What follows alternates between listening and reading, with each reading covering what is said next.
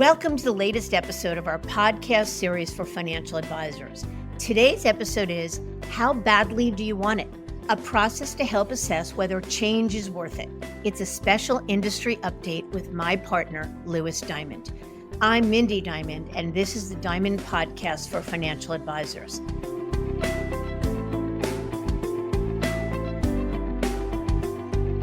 This podcast is designed for advisors like you who are interested in learning more about the evolving wealth management industry through candid dialogue with breakaway advisors, those from the C-suite, and industry thought leaders. It's available on our website, diamond-consultants.com, as well as Apple Podcasts and other major podcast platforms. So be sure to subscribe and share it with your colleagues.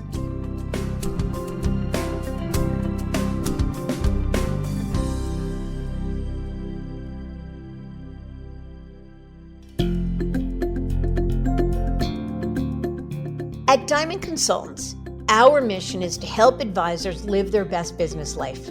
We want every elite advisor to find exactly the right place for their business and their clients to thrive, whether it's at a wirehouse, a regional, boutique, or independent firm. As the industry's leading recruiters and consultants, we've transitioned more than $250 billion in assets under management in the past decade.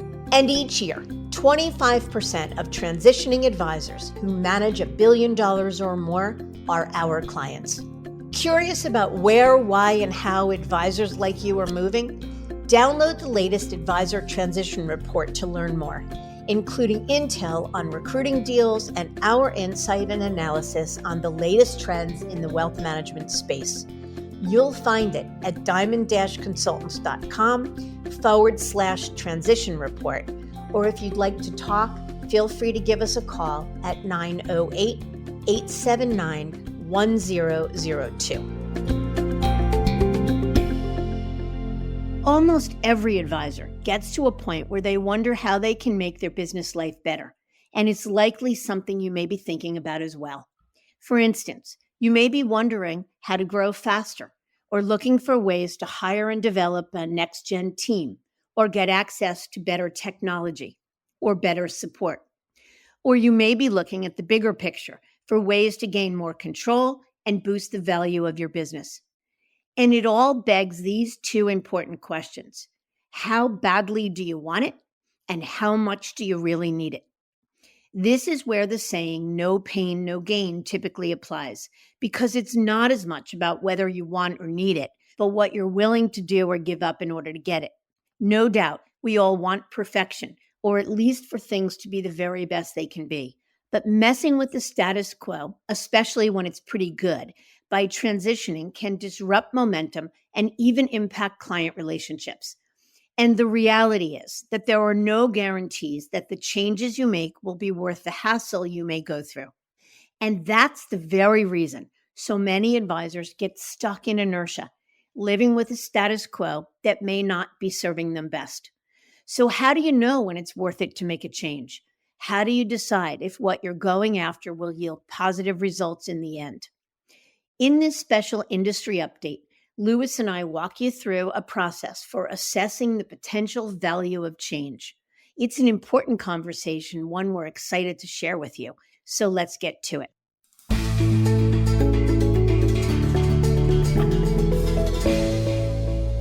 Louis, I'm actually really excited about this topic, so thanks for joining me. Me too. It's a topic we talk about pretty often with advisors, and I think we can really give our listeners a good roadmap of how to think through this very important topic. Yeah. So let me kick it off and just tell our listeners why we believe this is an important topic. It's not about talking somebody into making change. It's not about how to do it. It's much more about the thinking behind a move. And the thinking behind, is the status quo serving me well enough? The reason it's an important topic is because moving is a giant hassle. And anybody who tells you it's not is simply lying or unaware of what it really takes to make a move go seamlessly. And the reason it's important is because a move never goes seamlessly. There's almost always clients that are lost. There are almost always friction points or bumps in the road or support staff that won't come along or a transition that isn't perfect or a thought process that isn't perfect. Or you get there and the transition is perfect, but 6 months later find out that something isn't working the way that it's supposed to. So any advisor considering change needs to be really comfortable with two things. One, the notion of give up, the notion of being willing to lose something and being clear about how much of that something or how many somethings you're willing to lose, and really clear that even if you lost those things, you would still feel like the move was worth the hassle. That's why it's an important topic. Yeah, I think that's completely right. And ultimately, there are going to be sacrifices and give ups. So advisors have to be really clear on what they hope or expect to gain if they are going to go through the pain and hassle of making a change. I think with that in mind, it's probably worth it to list out some of the most important things that advisors want or need most. So I'll take a crack at it and please add if I missed anything. But almost across the board, advisors we work with, they're growth oriented. They're thinking about the potential of making a change because they want to grow faster or they want to go more up market and target a different segment of clients or move into a new niche. Ultimately, if they don't believe they can grow faster or more efficiently in a new firm or a new environment, they're probably going to stay because it's harder to make that risk reward trade off make sense. Another item might be access to a stronger platform, maybe unique or bespoke alternative investments or a better lending platform or working through multiple lenders and having a more open architecture investment platform. That's something we certainly see. Some folks want to customize their technology. Instead of being beholden to their firm's tech that might be decent enough, they want to pick and choose the planning software and the performance reporting software and or just have an overall better technology stack that suits them and their clients better. Others may want to add new services, whether it's tax preparation or bill pay, and figuring out new ways to differentiate themselves, whether it's through marketing themselves with a website or a brand image that really resonates with them and their clients. Some may really want to own their own business. It's important to them to own their own equity, control their own destiny, have a higher payout, and ultimately gain significantly more agency over their business life. So this would be for those folks that are interested in breaking away and forming their own independent practice. And of course, given where transition deals are, and at the end of the day, advisors are ultimately trying to enhance their enterprise value, some may want to monetize their business. We always say it's potentially worth it to make one or two well-timed moves in your career and look at reaping the rewards of all your hard work. So to get a large recruiting deal or to strike it on your own and really own your own equity and build your own enterprise value. I think that's exactly right. And I think if you had to categorize the entire list in two words, you'd say it's the desire to gain control. And you use the word agency. What advisors want more than anything is the value of choice. They want agency and control over how they run their business life more than anything. But your example of someone who is independent minded or headed toward building an independent business. We talk to advisors all the time that tell us, I want independence, independent or bust. And we say, why do you want independence? And they say, because I want more control. And some of the examples you gave, I want to be able to customize my tech stack, or I want to build a legacy better, or I want to build enterprise value. And then when we say, but how much do you really want it? And you begin to talk about some of the annoyances or the hassles of being independent, they realize they may not want it quite as much. And so that clarity is pretty important. Yeah, that's exactly right. If all else was equal, most advisors would say, I want to own my business. I want to be the boss. But when push comes to shove, the give ups are you lose some free time. And some advisors just prefer to work in an environment where everything's taken care of for them. So even if in this example, there's significant gains that they see, to them, there's too many give ups or losses in going independent, which is why when we see, especially wirehouse teams make a change, 50% or more of the time, they're going to move from wirehouse to wirehouse. We proved that out in our 2023 advisor transition report. So it's a perfect example of, aside from what you give up or what you lose potentially in a transition, It's also thinking about what each type of move means and what are going to be the gains and what are going to be the losses to make sure it's really worth it to go through the exercise. But what are some specific examples of the sacrifices someone must make in a move? Yeah, the obvious is the risk of losing clients. Pretty much every transition we've seen and all the guests we've interviewed on this podcast have talked about bringing over 95% of clients or 90%, or there was one big surprise that didn't come with me. So even if someone is lucky enough to bring over everyone, there's always the possibility or the risk of losing clients. That's typically number one. Another one is just the amount of work that it takes to make a transition. Anyone who's moved before knows it's a big distraction. You are working the hardest you've worked in a very long time, a lot of sleepless nights and a lot of stress. I would say those two are the definitive headliners of what you potentially give up. But other ones might be you're losing familiarity at your current firm, who to call if you have a problem. You're comfortable with the day to day. You have peers that you're used to seeing in the office. And anytime you move somewhere else, there's always the risk or the possibility that things aren't going to be quite what you were hoping for. So in this case, the give up might be the grass isn't really greener, that I go through all this work, I'm doing this for the right reasons, but maybe I missed something. Maybe the culture isn't exactly what I thought, or maybe what I had at my current firm really isn't as bad as what I thought. So I would say those three things are probably the big give ups. Anything I missed? No, I don't think you miss anything, but I think again, it comes down to the notion of, is a move going to be better enough?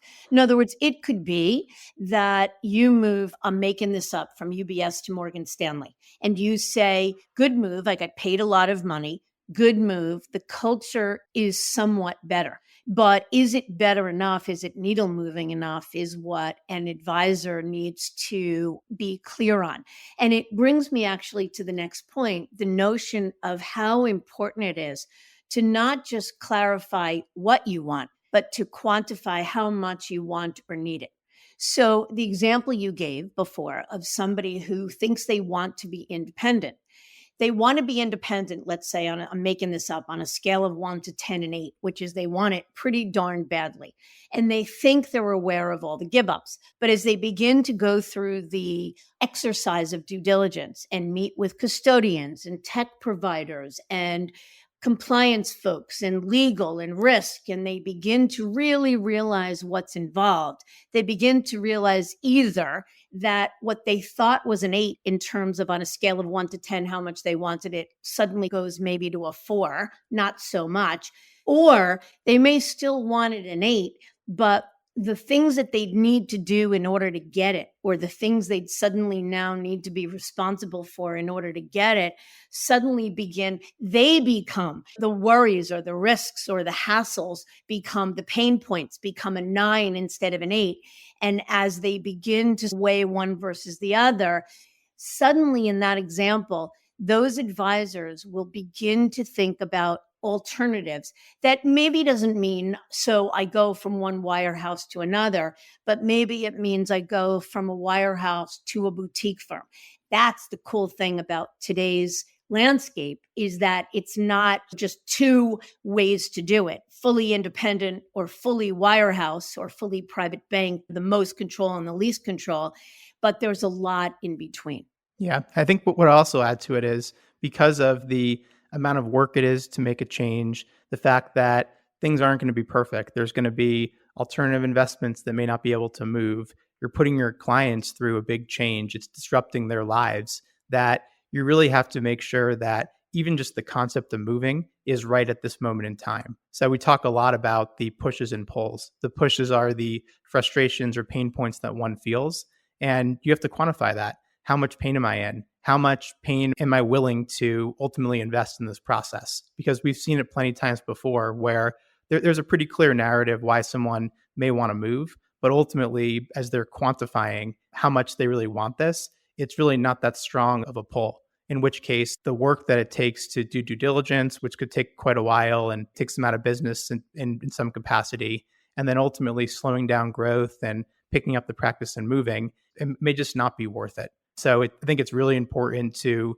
quantify both the pain points and the frustrations, but also to really gauge what you're hoping to get on the other side. So once you're through the move, how much better do you believe this new environment is going to be? And do you really get that much closer to your version of ideal? Yeah. And you gave the example, you said it before, that every advisor wants to grow more. It doesn't matter whether you're managing 100 million in assets or you're managing 5 billion. Everybody wants to grow.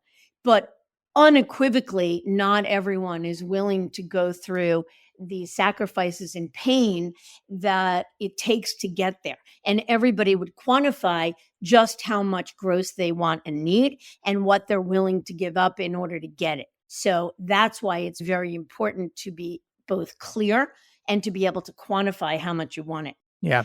One other example or type of move that we see are advisors who say, I've built this amazing business. I've put in the work for 20, 25 years, and it's my right to monetize the business. Transition deals are at an all-time high, and it makes sense for my family in order to go through a change. Obviously, we always say there has to be plenty that's in it for clients, and you can't harm the client. But we've seen moves like that where someone's moving not first and foremost for a deal, but because the deal's important. But what we see too is that the bump that you get in your life from the dollars and cents, it wears off after a period of time. Once the check clears, you still have to show up to work every day. You're still operating in a new environment. And if you don't really want it, and there's other things that you want and need for your clients and for your practice, ultimately moving because of the deal, it may just feel like it wasn't worth it. So that's another example of how you really have to want it. Of course, you want to do what's right for yourself and your family financially, but you also have to want other areas like we talked about that are going to make your business better. I think that's actually an incredibly good point. And one of the questions that we ask almost every advisor we work with is, so, okay, you really want to move, you really want to grow, and you're aware of the fact that it's a possibility that you may lose X number of clients or that X number of things may not port over exactly right. And one of the questions we would ask an advisor as follow-up would be, how would you feel if you lost 20% of their current revenue? In other words, you weren't able to replicate 20% of the assets and the concomitant revenue in this move. Would you still feel like the move was a good idea? And the other part of that is what strikes me in all of this that's worth noting is that in our approach with advisors, because of questions like these, the balance in our approach is not just about, so maybe you shouldn't go from one wirehouse to another. Maybe you should go to a boutique firm or go independent. More often than not, or very often, we're all about saying to an advisor, maybe you shouldn't move at all.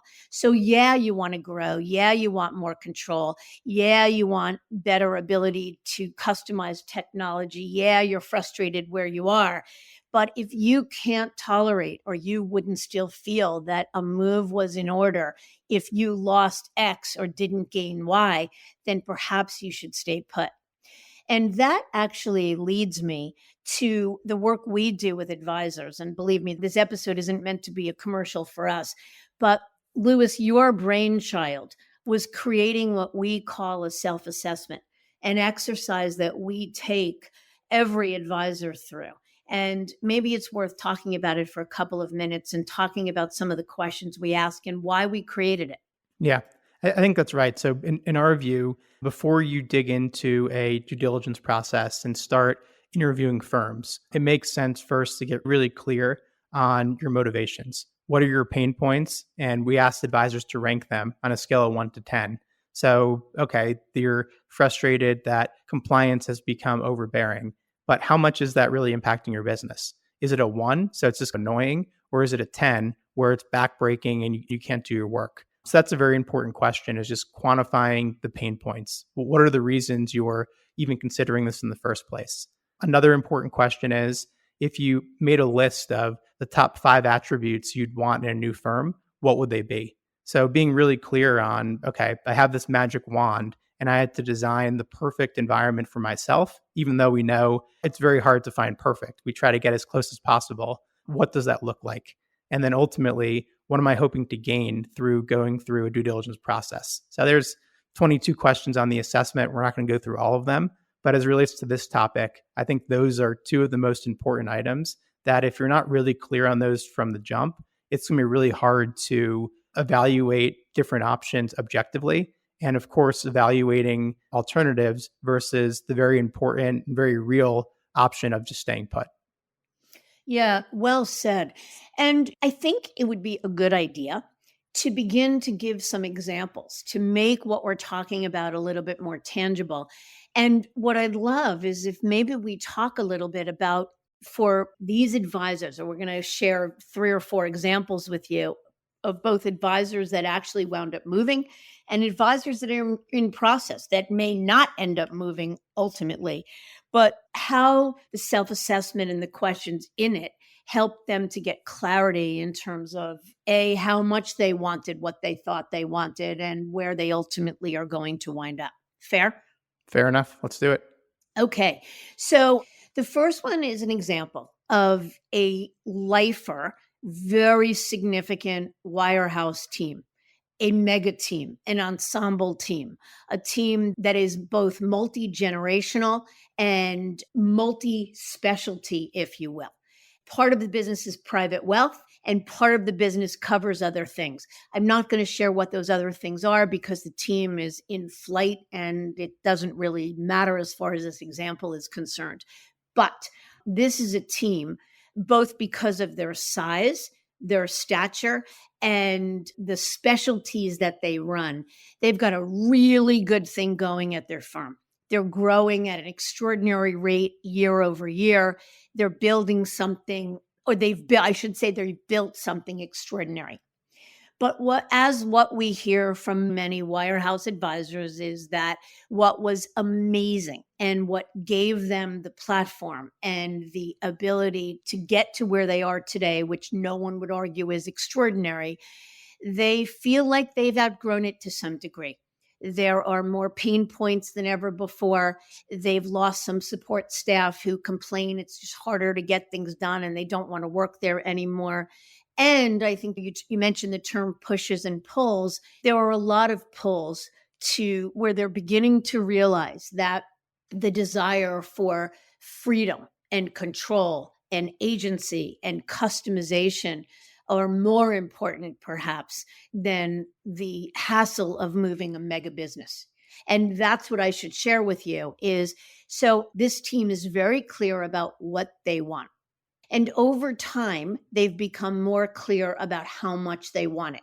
Probably want it, all of those things and then some, at an 8 or 9. 3 years ago, they came to the table, they contacted me, and we began to do some due diligence, some good due diligence. What they realized was a couple of things: that one of the team members wanted this stuff more than his other partners, and that overall they just weren't ready. So while they may have wanted is likely independence 3 years ago, they didn't want it bad enough. And the whole team wasn't aligned enough to want it badly enough. And they wound up staying put. They are in flight again now, meaning doing due diligence. We believe that the team at least appears to be more aligned in terms of everybody wanting the same thing. So the quantity has changed in terms of how much they want it. The clarity has changed. They're probably overall more frustrated than they were before. And we believe that they're likely to move, but who really knows? Because as they continue through the due diligence process, not everything they want will be possible. Not everything will be perfect. And they may decide to go back underground for another 3 years or forever, despite how frustrated they might be. I think that example is spot on. It's a team where the frustrations have really grown and they're really clear on what they want. They want to build a business that could be worth hundreds of millions of dollars if they took it independent. And right now, what they're thinking through is that confluence of the pain they're in, but also how badly they really want it. And typically, the larger the team, the more there is to lose because there's more revenue that could be lost. There's more team members that may not be aligned. And it's just harder to get everyone on the same page. So this is a perfect example of this topic of how much do you really want it? And this team is really growing in how much that they want it.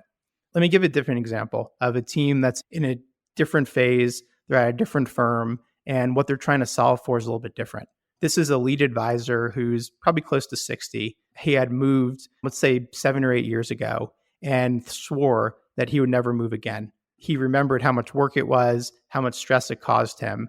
But now, as he's settled into the firm and he's thinking about the next 5 to 10 years and ultimately where he wants to retire, he's realizing that this firm is not the best fit for his team, who he looks at as family. They're not actually family, but they're folks that have trusted their professional lives to him. And he's really now wanting it bad enough to think about change. Even though he knows it's painful to move, he wants to make sure that his clients are in the best possible place and that his team is set up for maximum success. So even though it may be good enough just for him, he's thinking about how much his team really wants it and how important it is for him to do what's best for his clients. So that's another, I think, really good example of a different type of team at a different phase of their career that's really thinking through this calculus. So those are two examples of advisors that are at wirehouses or more traditional firms. But let me give an example of a female advisory team that has been operating at an independent firm for their entire career. This advisor and her team and her practice has been at one broker dealer for close to 30 years. They've had amazing relationships with senior management.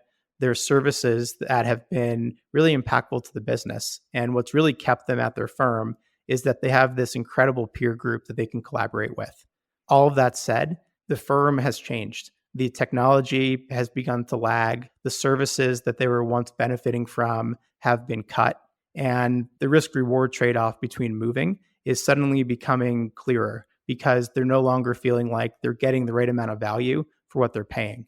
So this is a team that actually moved recently, where they said it was the hardest thing they ever did was leave and tell all these folks that they've known forever that they're making the change. But they really wanted to build something even more special. They wanted to recruit new advisors into their practice. They wanted to grow faster with more efficient technology. And even though it was a tough decision, and of course there was pain in making the move, they saw what the future of the industry held. And they wanted to be aligned with a firm and a broker dealer that was more future forward, where they can build the right way for the next 15, 20 years and not just plot along like they have for the last 30 years. Yeah, I think that's a really good example. So it begs the question, why shouldn't an advisor always go for the gold and look to have it all? Why can't you have perfection, or why is perfection unrealistic? I think it's a great question. The key concept we talk about is advisors want to live their best business life. That's our whole charge, is to help advisors get there. How can I be the most fulfilled? How can I grow the fastest? How can I serve clients best? And really, how can I have it all? So if someone really thinks that they can have it all and they don't have it today, it's probably worth it to pick up your head and get educated on what's going on and see if there is something that's going to get you there. But what we know from doing this all these years is that even if you want to have it all, you're not going to be able to get everything that you want. If there was a perfect firm, our job would be easy and everyone would go there. There's always going to be sacrifices that you make, whether it's losing clients or just the pain and hassle of a transition. So even if you want it all, which is a noble cause, and you should always try to think about how can I make my business better? If you're not really clear on why you're looking to make the change and ultimately how possible and feasible it is to achieve all these things you want to, maybe it makes sense to stay put. So again, I think it's a noble cause to go for the gold, to use your terms, but the gold isn't always achievable. Sometimes it's going for silver, and that's good enough. Yeah. And I think the best example of that is the advisor that says, I want to go to the firm that's going to pay the biggest transition deal and give me the greatest amount of autonomy. And we always giggle when they say that, because we said, if there were such a case that would give you the autonomy and control that is available in independence and paid the biggest deal, not, as you said, everybody would go there. And that's just not possible. So if we talk a lot about how on a spectrum, the more transition money you get, generally the less control you get. That's just how it goes. It's worth giving an example, though, I think, Louis, of an advisor who moved or thought they were going to move for the right reasons, but in the end realized that, I love the expression, the juice just wasn't worth the squeeze. I'll give an example of this is a team of private bankers. They had built a multi-billion-dollar business working with 40 ultra high net worth families. And they really wanted to consider change because they thought their compensation was really, it was unfair for how much they were growing and how much they were managing. They were paid salary and bonus, and they wanted to move into a model where they were paid on commission, paid on a grid. They also had only access to proprietary investment models, so weren't really able to customize investment portfolios for clients, and were only able to use proprietary private equity deals versus using external managers like they could at other firms. So in this case, the narrative was really good. There was things they wanted to do better for clients. They knew that they could make more money and ultimately get closer to their goals. But as we really dug in, and they did a lot of due diligence, they thought through portability. They realized that a lot of their business was referred to them by their bank, that many of their clients were really intertwined with the organization through trust and through lending. And they realized that if they move, they were probably going to lose half their business or more. And to them, it wasn't going to be worth it. So luckily, they came to the realization with my assistance that even though there were things that were going to be better elsewhere, they weren't going to be better enough. And to them, losing half their business wasn't going to be worth it. So I love that example because it begs the question, would every private banking team that feels frustrated for the same reasons this private banking team did, would they come to the same conclusion? Said another way, does every private banking team come away feeling like the juice isn't worth the squeeze? In my opinion, no. There's plenty of private banking groups we work with who manage a massive book of business, and they say, I'm going to move 25% of the book, but that's more than good enough. Because even if I move a quarter of the clients, I'm still going to make more money. And I'm doing this because I'm growing for the next 20 years. And I think I can grow faster at a new firm, and I think I can serve clients better. And to those individuals, the loss was recognized and it was quantified, but what they're going to gain was that much more important to what they were going to lose. And what they would gain is even if only 25% of the book actually move, worst case scenario, they are getting a higher payout because they're on a commission basis than they would before. So they're making more money. And ultimately, they're betting on the ability to grow with more freedom. And that was worth it to them. So it's a good way to wrap the topic because what it comes down to, whether you're a private banker, you're an advisor working for a wirehouse, or you're fully independent, as you think about your future, it really comes down to being clear about the things you value most and being able to really not only clarity of what those things are, but what you're willing to do in order to get them and to quantify how much you want them and to quantify how much pain or pain points you're willing to go through in order to get them. And I think with the answers to those questions, it typically, because that's the exact exercise we take advisors that we work with through, we know that lands them in a really good place.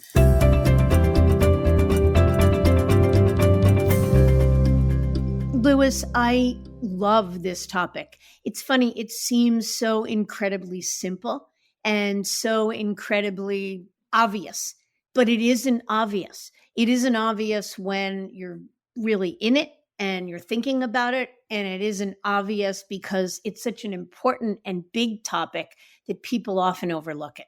Yeah, no, I think that's exactly right. And whether it's just thinking through whether it makes sense to make a change altogether, whether it's thinking through whether I really want to be independent, I want to be a business owner. It's thinking through, I really want to sell my business and how much do I really want it? I think this topic goes really across the spectrum of the industry, no matter where an advisor practices, because change is hard and all else equal, it's easier not to change. So you really have to want it and want it for the right reasons, which is what this is all about. Yep, I couldn't agree more. Louis, thank you. Again, I thought this was an important episode. I hope our listeners like it as well. And thank you again for joining me. Of course.